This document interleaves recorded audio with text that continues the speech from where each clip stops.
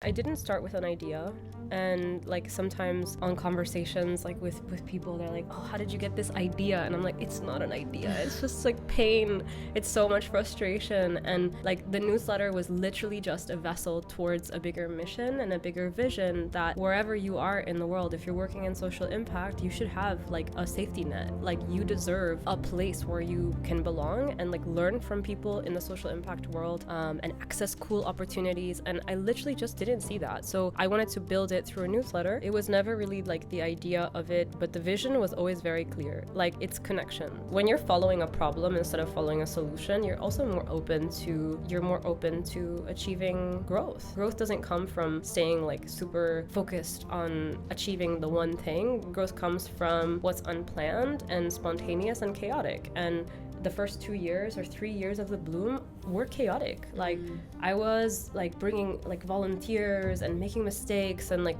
trying to fundraise for venture capitalists back then. Like it was such a mess, like really, for 3.5 years, 4 years, until I actually started understanding, okay, I need to get serious about this. Like this can really be something. What if finding a job with purpose was easier? Jasmine is the founder of The Bloom, the global platform connecting people to careers that create positive change. Through community, curated resources, and impact-driven opportunities, The Bloom helps thousands of professionals align their work with their values. From climate to social innovation, Jasmine is redefining what it means to build a career with meaning, and showing that purpose isn't a luxury, it's the future of work. Welcome to Reinventing Capitalism, the podcast where I, Claudia Thomas, decode the success of for-profit impact businesses through the stories of their founders. Our goal is to inspire you towards a purpose-driven career, because life's too short for boring jobs and soul-crushing corporations. Quick note before we get back to the episode, just give me 30 seconds of your time. 2 things. The first is a huge thank you for listening and tuning into the show week after week. It means the world to me. And the second is that we are just getting started. If you enjoy what we do here, please join the 14% of people that listen to this podcast regularly and follow us on this app. I promise to do everything in my power to make this show as good as I can, now and into the future. Thank you. Jasmine, thank you so much for being here today. It's a pleasure. I would love to start from the beginning. You are someone that lives between Italy, Egypt, the US. You studied at Oxford, a very big and notorious institution. How did this multicultural lens shaped who you are? Such a beautiful question. Thank you so much, Clau. So, how did I enter impact? Well, it was not by choice. I didn't enter like the social impact world because I thought it would be a very fun career, nor did I think it was going to be, like I didn't even think it was going to be a career path at all. But I entered social impact because of my lived experiences. So I grew up in Italy. I'm the daughter of refugees and immigrants. So my family actually never lived, they lived in Egypt, but they fled when my dad was about 8 years old. And I actually only started learning my dad's refugee story last year. We've been going through like a process of healing. And I actually started asking him about like his childhood and his connection to Egypt. And so I've actually only started learning about like my roots, really, well, half of my roots in the recent years. But impact came into my life because I was experiencing systemic injustice and I didn't have the words for it. Back then, I never thought like, oh, this is social impact or this is social justice work. I was living in Italy, and when I was growing up at the time in 2011, Italy had the fastest growing rate of gender-based violence in Europe, and like the headlines I was seeing at home, like as well. So the headlines I was seeing was like woman killed from jealous husband, or like woman killed because of just like and how like of emotionally abusive and psychologically abusive partner. And I was like seeing that in my own house. And then I was internalizing that and just like in a constant state of depression. And I tried to take my own life when I was like 14. And that's how I started in social impact. Thank you for sharing that. See. Wow. Did you see, not obviously you had it at home, but like, did you also see it in your community, or was more like in the outer world, so like a bit less attainable? I saw it when I would go to friends' houses. I think this is probably relatable to a lot of people. Like I would go to friends' houses and always just see like a woman in the kitchen cooking. The thing that always bothered me the most was like in Italy seeing like women in the kitchen and then like having to also clean up the dishes while men would just stay behind and like talk. This bothered me so much. Like, I grew up with just so much anger towards like men. Sorry.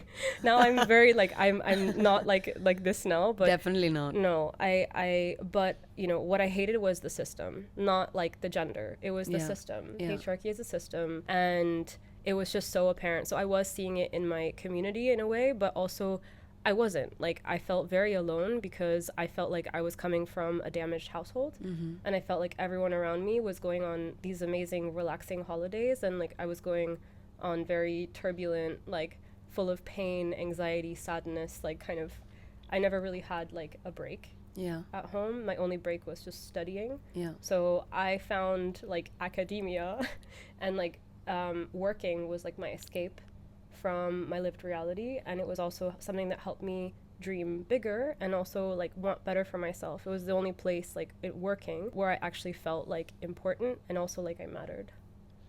Well, on that note, you've proven that like you've worked really hard for yourself and to really not only have an impact, but like to have a word as a woman. And it seems that you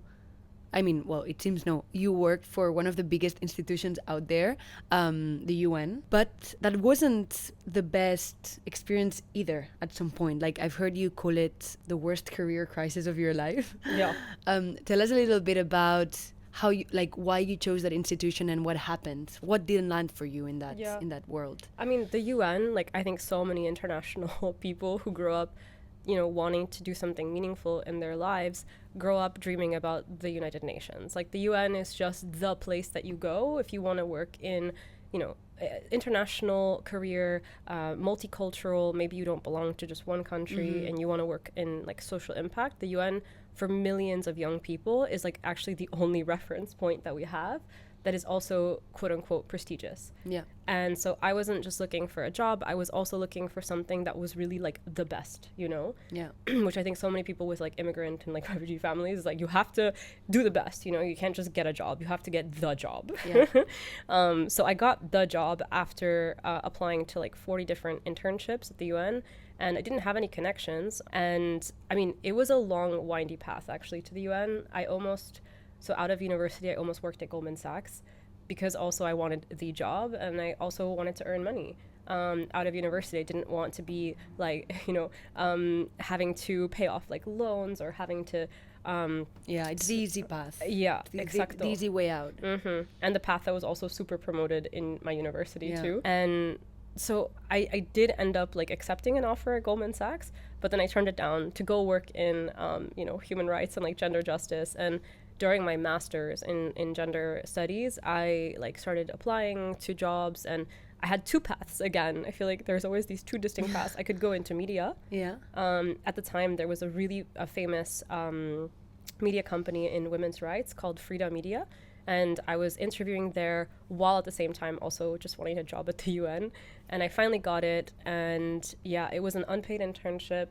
And on paper, it was everything I wanted. And the team was amazing, to be honest. Like, the team was wonderful. It wasn't person that bothered me so much as the nature of the work was super bureaucratic and also kills creativity. At some points, I was told to not be so creative and to just like do my job. And I started burning out because I could feel the energy of the people around me that were just doing things for the sake of doing it and not challenging the system. But actually, they became complacent in many ways in different injustices because there's just so much bureaucracy behind places like the UN, and it's not the fault of one single individual or manager or director. It's a collective thing that's been embedded in these kinds of institutions for a really long time. So but I felt that energy, and I thought, like, what comes next? You know, I was looking at these directors that had been at the UN for 30 years, asking myself, like, is this actually what I want to be doing for 30 years plus of my life? What am I actually like working towards? And I just didn't feel connected to my purpose there.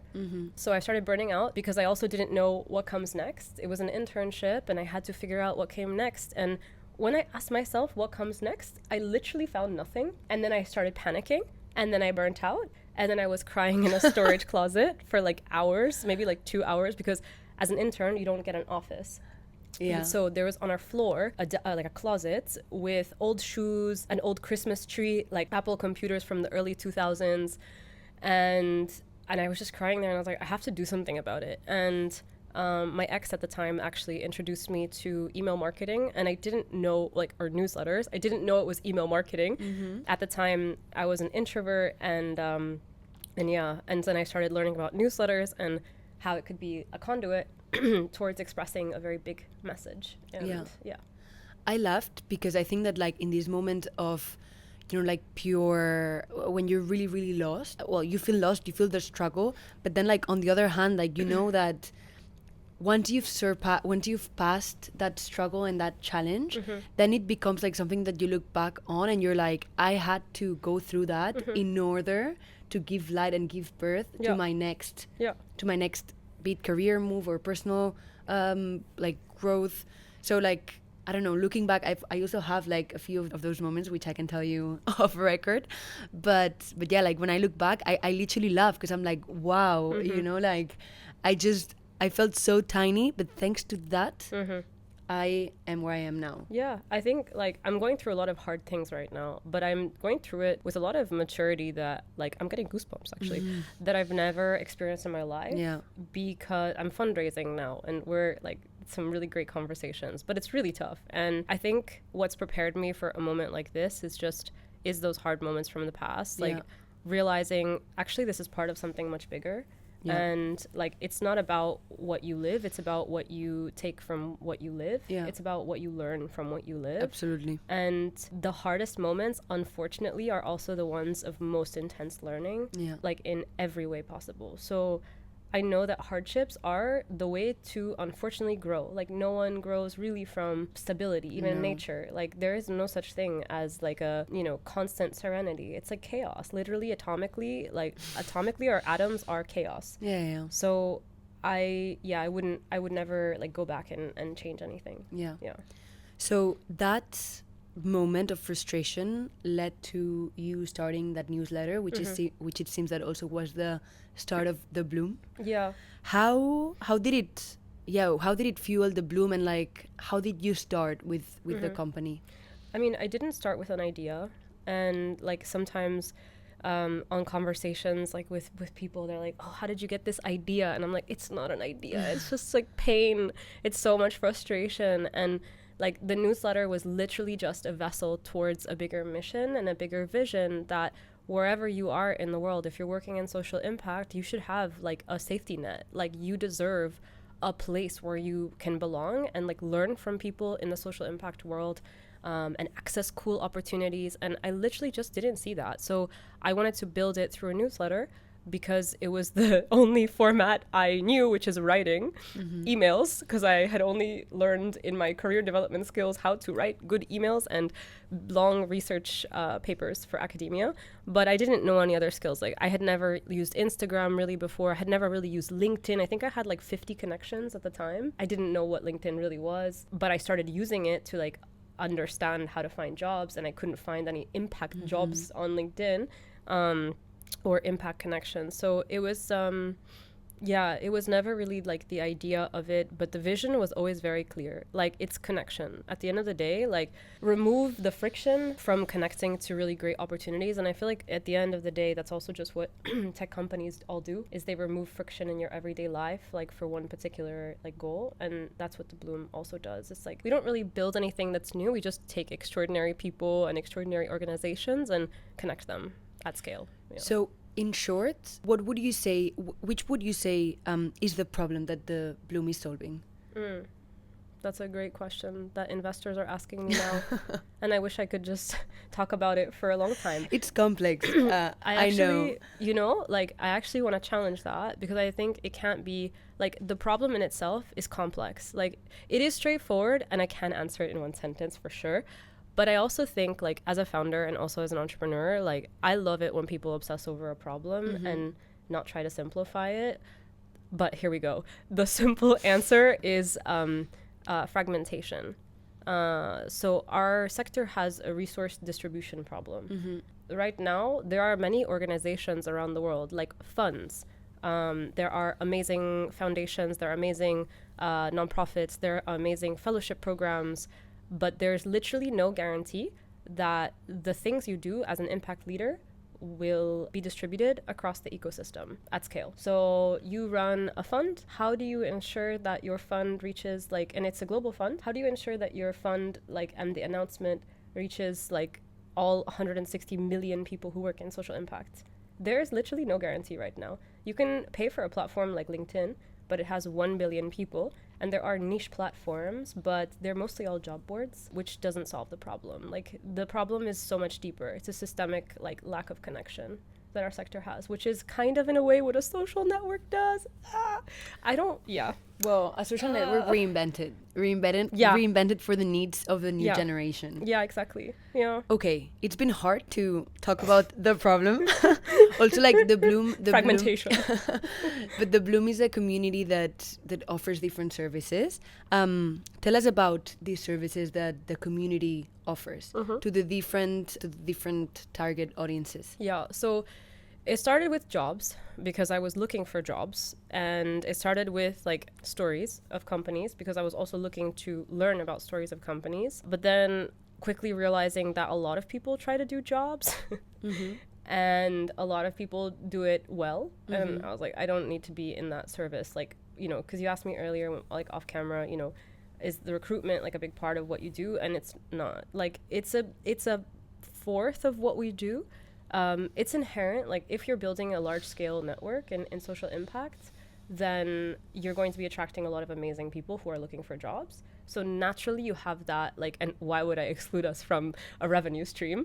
So it started with jobs, and the first time we got paid was actually for advertising through the newsletter for jobs, and also for paid advertising on femtech companies, actually. Nice. So originally I was applying to femtech accelerators for advertising sexual health and female pleasure products because they have a taboo problem because they get censored on Instagram. Yeah. And so I found that it was actually a great revenue stream because there's so many media companies or so many companies that do good work in sexual health, and they just get banned all the time. Anyway, so it started with jobs, then it progressed to advertising, and that was my entry point into B2B and really building a B2B growth engine. So we have a double-sided marketplace. On the B2C side, we have I did some deep research, shout out to ChatGPT. We're actually the only career platform in the world of social impact that has a holistically financially inclusive membership model. So literally all 30 competitors, no one has lifetime membership for free to access their services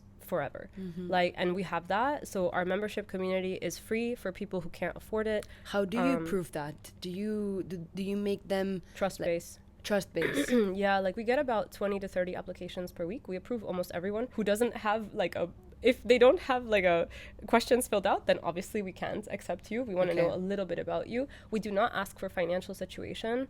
We don't say tell us how much you're making. It's not like that. It's just tell us a bit about your who you are and what your situation is right now. Not super micro analyzing everything. I love these. We were just speaking earlier about how things need to change, and that already checking someone based on their qualitative data and not quantitative. Exactly. Yeah. And also just trust-based networks. I think it's important to not have a completely open community because then you invite trolls. I'm very conscious of this because I'm part of a lot of WhatsApp groups, and it gets chaotic on there. But I think it was important for us to find also just a cyclical model, circular model, cyclical, a circular model. I wanted it to be community driven because we had so many people that are die-hard fans of the Bloom and the newsletter that it makes sense to have B2C as well. Also because you have higher chance of retention and the LTV is a lot higher over time. Okay. We have a really low churn on our membership because it's also not just a jobs platform, it's a network. Yeah. And that's valuable for life. Yeah. So that's exciting. But the services we offer to our partners, and shout out if there are any investment funds that are listening, is we partner with funds, we partner with fellowship programs, and we partner with universities around the world, just pretty much any large scale impact network that's looking to connect to a learning community.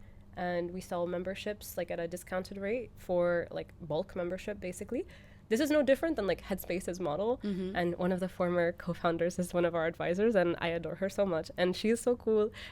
She's the best. A shout out to Shona. And you know, Headspace is kind of like similar to the Bloom. Like people pay for subscription to a tool that can help change the mindsets and also help people like learn at scale internally. So what do members get? A lot of things. Honestly, too many. We do so many things. That's the best part. And also like Yeah, the counterintuitive part. We're all like puppy dogs in the team. We just are so excited about our community. We want to do everything, which is bad. Oh my God. Like, so advice is don't do everything. We're trying to narrow it down now, and it's going very well.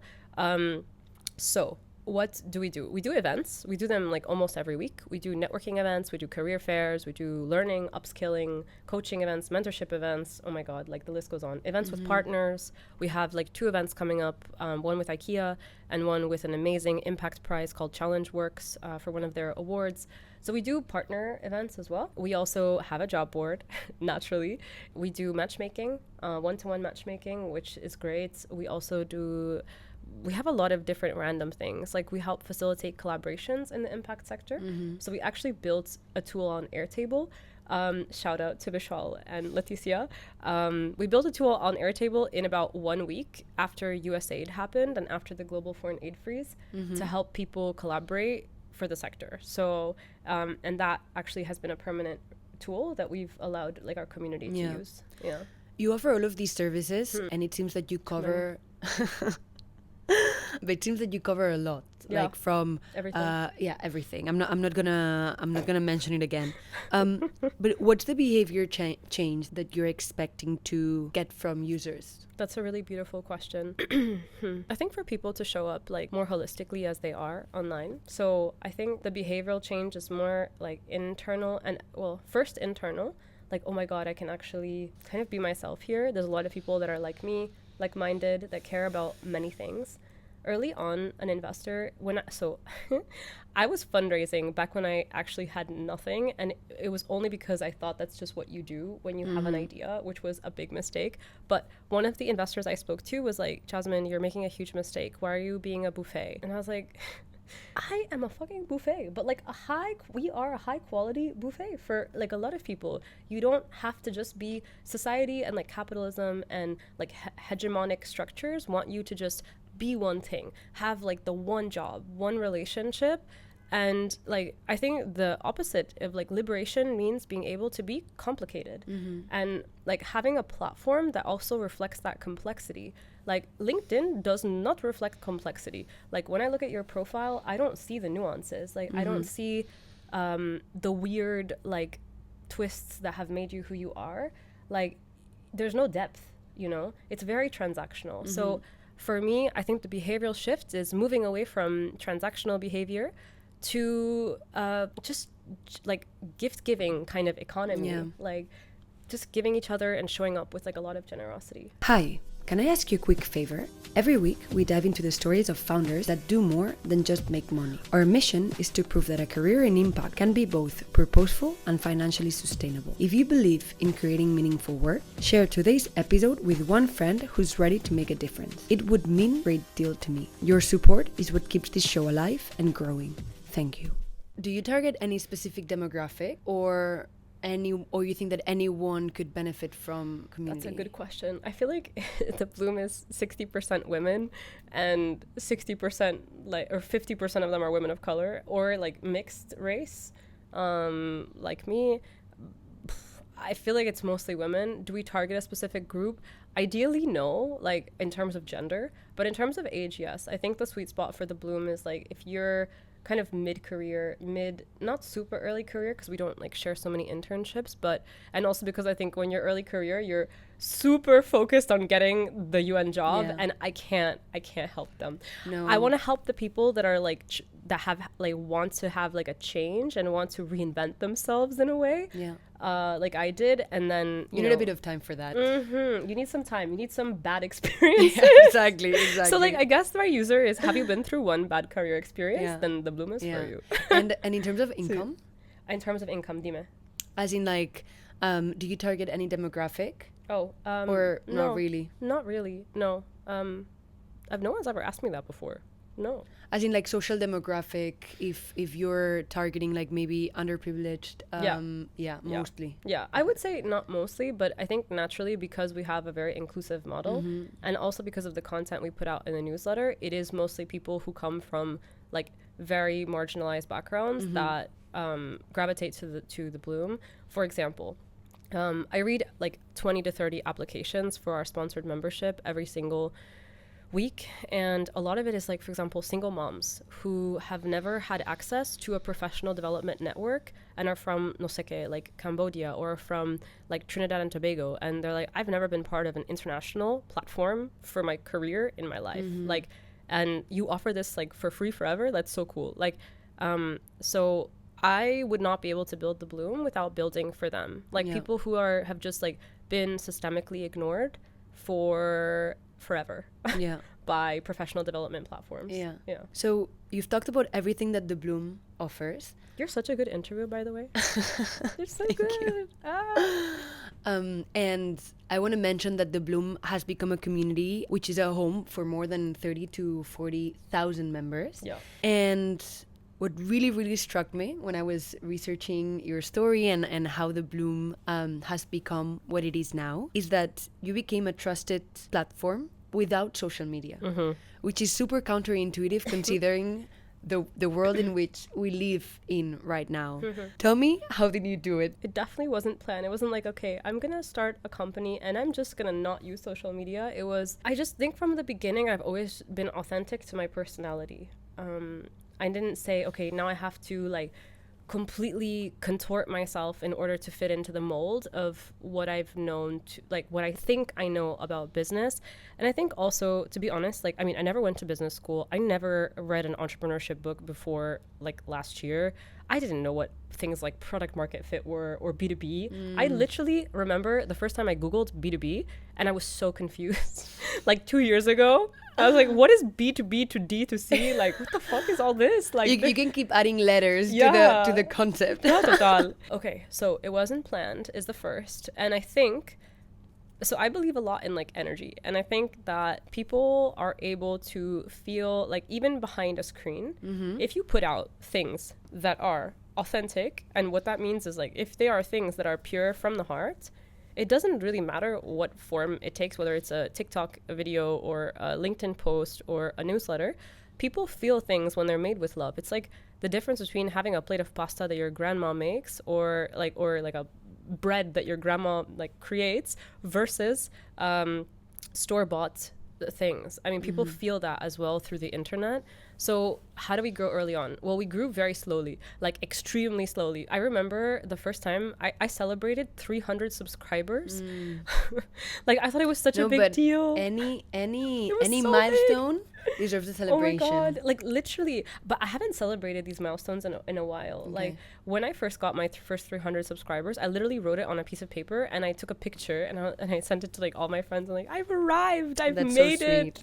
But how did you find these people? Yeah, it was word of mouth. So back when, so that was for me the ultimate validation. So the thing that people might not know from like looking online at the website or at my profile is that what motivated me early on and also what has driven the Bloom's success is that for the first 2 years, like I was on 50 calls like per week with subscribers. So I used to have, like, I still do, but I used to have an automated email that when someone subscribed, I would say, send me a link to a Zoom call and I'll be there. I want to get to know you. And I did this for like 500 people. Oh, wow. So I got to know executives from Africa. I got to know just like young people just starting university in Latin America. Like it was just everywhere. And I was just like a sponge. I was just trying to understand like, what are your frustrations? I was just asking people like, what do you need? You know, like, which literally is the most transformative question in the world. And whenever like a more senior person asks me this, like, I just feel like I want to melt into their soul. Like, thank you, you know? Like, what do you need? Like, yes, I need so much, you know? Like, That's probably what led to, or that's probably the fuel that led to that growth, because you were doing customer research without probably didn't know even that it was- knowing that you no. were doing customer research. I just needed to know what the heck I was doing. Yeah. I needed inspiration. But that like, gave you all the information to target the bloom towards the need of the market. yeah, yeah. And So everyone was, smart. thank you. Well, it wasn't Even me. if it wasn't planned, but really smart. It was just by accident. Like, and I feel like it's just when you're following a problem instead of following a solution, you're also more open to, achieving growth. Growth doesn't come from staying like super focused on achieving the one thing. Growth comes from what's unplanned and spontaneous and chaotic. And the first 2 years or 3 years of the bloom were chaotic. Like, I was like bringing like volunteers and making mistakes and like trying to fundraise for venture capitalists back then. Like, it was such a mess. Like, really, for 3.5 years, 4 years, until I actually started understanding, okay, I need to get serious about this. Like, this can really be something. And yeah, double down on that. So, yeah. So for the past 5 years, you've been growing the bloom. Did you have any down moment similar to the one you explained about, the one that you had when you were working at the UN? Yeah, big time. A lot, actually. Like, yeah. No one's also ever asked me that. I think there's a lot of things like I can't share, unfortunately, for the privacy of course. individuals. But there were definitely moments where I felt like my life had no meaning and like I just wanted to like leave this planet, and like out of body moments where I was like, why am I doing this? Like, I'm doing it all wrong. And it just felt like, you know, sometimes you get caught in like a spider web, and the more that you just kind of like move around and resist it, you get more tangled.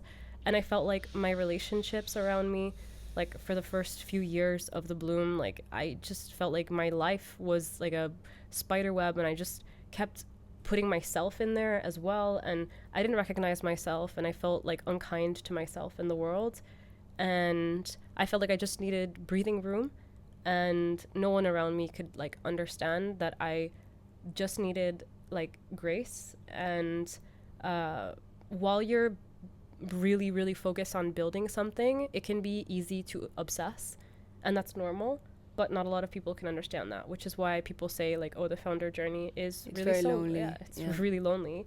Even when you have people who believe in you, well, like, it's also not up to them to like emotionally cuddle you all the time. But you do need emotional cuddling. It's so For hard. sure. There should be a service for entrepreneurs for emotional cuddling For sure. for the early days. So how did you manage? Did you find someone that became your rock or your mentor? Yes. Shout out to Bisan. So I met Bisan. So I was part of a platform called Alpha, which actually unfortunately shut down. And it was actually the first digital community I was ever part of. It was for women entrepreneurs. And it was started from one of the founding engineers actually of Y Combinator. And it was a woman. And she started Alpha. I loved it. There were like 100,000 people on there. And I met this woman called Amanda. She introduced me to Bisan, who became my coach for 3 years. And she was the most like transformative person ever. And I just got clear about my situation, like my reality, like my relationship, my job, like my relationship to my job, like my physical reality. I was living in like I was not happy. And I was staying in that place because I felt like that was the place I needed to be in order to get things done. I feel like my healing journey was actually you can build from a place of joy, and you don't have to build from a place of like, you know, killing yourself in the process, you know? But like what I came from was you do your job, and like there's this kind of tension, and you can operate from a place of like joy and also like actually enjoy the process. Yeah. And Bisan really helped me to understand that. But then also I've had so many other mentors and coaches along the way that have been amazing. Shout out to Jensina, who is also still an advisor in the Bloom. She's amazing. And yeah, the rest, there's too many people to count. To mention. Yeah. I find very interesting that there's always someone in your life that sees your potential before you see it yourself. Yeah. And that person's actually like the one you wouldn't be here without. Yeah. I also have one, and it's just so unexpected also. Like, it's just someone that like sees through you, and thank God. Yeah, well, They we're did. social creatures. Like, my favorite psychologist, Esther Perel, says, and actually, so my current partner like taught me about this, which is we're taught early on that we need to be independent, but actually we need to be like consciously dependent on each other. I like, totally agree. there's that very cheesy phrase like, I am because you are, but also like this makes a lot of sense. It's like, Yeah. we're not meant to be growing, like discovering ourselves by ourselves in solitude. Like, you need people to see through like the mess, or to see through you even at your worst times, or even when you're confused. Like, we depend on relationships. That's also why I care so much about what I'm doing, because I see that no one prioritizes relationships in the impact space, and like without them you literally cannot get anything done. And yeah, we all need like strong relationships for our work and our mental health and our personal lives. Yeah. So it seems like you overcame that slump in the process. What gives you more gratification from your job now? My team. Oh my God, I love them so much. Like, it's taken a while. Like, I've been through, like, oh my God. I love everyone who I've worked with, and I'm very grateful for them. But I think building a team is so difficult. It is so difficult because it's not about, like, how wonderful a person is, because I've worked with so many wonderful people. It's about the mistakes that you need to go through, unfortunately, in order to get to a place of good leadership doesn't, like, necessarily come naturally, particularly as a founder. I heard in a podcast somewhere that actually founders make the worst managers and like CEOs, which kind of it's a completely different skill set. It's different skill set. So no one ever taught me how to be a manager. Yeah. So it's been a long process to actually get here, and a lot of like mistakes which I've really learned from. But I think this is the point where I think the thing that brings me the most gratification is like building. Like, I love my team. I love who I'm working with. I love their ideas, their differences, and the way that they like challenge me, but also the way that they accept who I am, and the work that they're leading. The Bloom wouldn't exist without all of the people who have contributed to it. I think the thing that brings me the most joy is that. And also, I'm not gonna lie, like the process of dreaming big now, I also like that a lot. I mean, it's hard, but I'm enjoying the process of seeing the Bloom flourish. Yeah. Now that you speak about being a founder, for founders that need to balance focus, compassion in impact, and growth, based on your experience, what is a mindset shift that you would put at the top of the list? Maybe that's different from traditional VC entrepreneurs, VC-funded entrepreneurs. Yeah. So when I was studying in the UK, I was walking by a river at some point, and I was feeling very chaotic. And I sat down by the river, and there were two very distinct parts of the river, one that was really turbulent and one that was super clear. And you could see a lot of, like, there was a reflection in the one that was clear. You could clearly see the surroundings in the water. So you could see the trees, you could see the sky. And in the turbulent one, you couldn't see anything.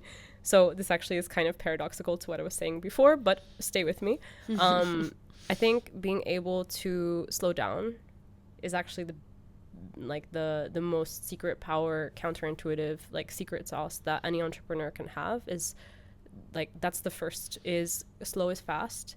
And that's something that I've also been seeing a lot of actually VCs that I've been speaking to, like, abide by this as well, counterintuitively, and I'm gravitating to them, where, you know, inherently entrepreneurship, you're going to be guided in so many different directions. And I think if you're able to slow down, take your time in, like, I didn't build a community, like the actual digital community, until year 5. I didn't build revenue streams until year 4, whatever, like actual like revenue streams, you know, like I didn't start properly thinking about the Bloom's like next 10 years until year 5, until now. And that's okay. Like, I think that's the other lesson is have the courage to just really swim against the current. It's ironic that the one profession that is meant to be innovative is actually extremely predictable. And you see a lot of communities in the world reflecting this predictability. What the face of good entrepreneurship is, like metrics of success, like how much money you raise. This is not a metric of success. So you have to be really clear about like what are your own metrics of success and stick to those. And for me, for example, that was like how much was I growing on a week-to-week basis, and how like connected was I to the community. I think for me, like that's the third one, is how connected are you to your customers, like, and not customers, like your community, like the people who you serve. Yeah, like, whoever they are. yeah, even if it's not an impact business, like you serve a community. Like even if you're Uber, and Uber is not a social impact enterprise, but you do serve like communities. And there are communities that literally depend on your service in order to like build a, like take care of their families. So I think the other unconventional thing is like, don't take care of your customers, take care of the community that you are serving. And even if you're not in the social impact space, you are like literally like praise and be grateful for every single person who is paying like, and also their time or their money for your product, knowing that also they can't all be happy. And that's the other last lesson, and that's okay. Like I get at least like 2 emails of people who are like, I'm not sure what the Bloom's value proposition was. Like, I didn't find any jobs here. And I respond actually personally to all of the customer support ones. Sometimes it's a little slow, sorry. But I respond mostly to all of our like customer service emails, and the ones that are like bad. And it's like 1 per month maybe, but these are so important, and you can't hide away from them. Because it's also validation of like, well, did you actually want to help these people? Or like, it's important to get rejected, both by like investors. It's important to get rejected from customers who pay for your product and it's not for them. And that's super okay. Like, but that should validate also your like compass, knowing that like you don't need to serve the whole world.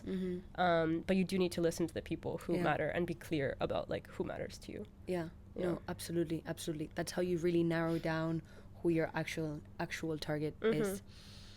So just to close the interview. Oh my God, we're already done. I know. Should I interview you now? It went by so fast. Let's get your thoughts into the future. See. If the Bloom could redesign impact and how change makers are supported globally, what would the ecosystem look like? That's such a beautiful question. Kind of what it looks like now. Yeah? Yeah, only automated and at scale. Okay. Yeah, I think it would look a lot. So now you think that like it has the right ingredients to scale? It has the right values and the right way? No, actually, that's a good point. The way that we're doing things is inherently very bulky, manual. We're not completely manual right now, but a lot of the things that we want to scale are manual right now. So the question is, if I could redesign things towards a better future and more aligned future, what would it look like? Is that the question? Yeah, I guess like, what would the ecosystem look like in terms of whether if the right talent gets into the industry, how our companies run, maybe like the values that are embedded in our society, and like how do we reason making certain decisions? I guess it's just like your thoughts on, you know, like something that works maybe and something that you would change. Yeah, I feel like, okay, so guys, we're gonna do a visual exercise. Flash forward to, okay, if you're listening to this podcast, close your eyes. ASMR. Okay, I'm gonna do it as I'm here. Okay, Clau, I'm not Clau here. is 5 years from now, she is sitting on Bogatel Beach with her friends. It's a Sunday, it's a slow Sunday, and maybe you, the listener, are also having a very slow Sunday. And you take your time, you have a coffee or a tea or a mate, and as you're, you know, going about your morning, you open your phone, and actually, rather than opening LinkedIn, email, Instagram, TikTok, Twitter, if all of these still exist in a few years, you open the Bloom. You feel constantly enlightened, you feel constantly hopeful, inspired, and you never feel like your idealist dreams are too big, and you actually see a path, many paths, to creating real change. And it's not a cute Instagram post that you see with good news stories. You're actually constantly, you open your phone, and actually there's so many things that are happening Clau was like, actually, there's a Bloom gathering happening later tonight. So cool. There's like 700 people going. But, I'm going to go because they really prioritize intimacy and connections. And I'm going to walk away with like 30 people that I genuinely love in Barcelona. And I haven't been back in the city in a while. So I'm actually making new friends in my own city. And I'm meeting people in sustainability and in tech for good and gender equality, and I actually just met, like, let's pretend that you actually ended up going to this event and you actually meet one of your dream angel investors, and your podcast is like, like someone really wants to fund big time your podcast, and you meet them in a Bloom event, and you would probably have never met them because you didn't have time to scroll LinkedIn and everything, and you just found them within like a few minutes because the Bloom's tech tools enabled you quickly to find the people who you needed in order to do your job and to have fun along the way of making the change that you want to make. That's your journey. Wow. I think this is the perfect ending to this interview. I was like closing my eyes, really visualizing what you were saying, but then like I couldn't help but open them and look at you to, like see how you were expressing yourself and how you were doing this exercise. I think what you've said, it's beautiful, and what I like is that it's realistic. Mm-hmm. It's not delusional. Mm-hmm. I think sometimes people that really want to solve a big challenge, mm-hmm. like the challenge is so big that they cannot actually address it as they would want to.